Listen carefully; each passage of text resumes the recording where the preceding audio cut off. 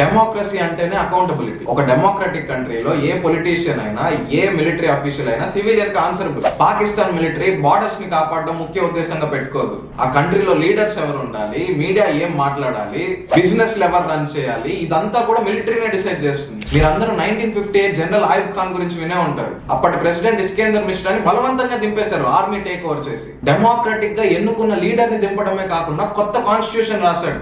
ఒక iron fist తో పాలించాడు. డెమోక్రసీని ఒక డిక్టేటర్షిప్ లా మార్చేశాడు.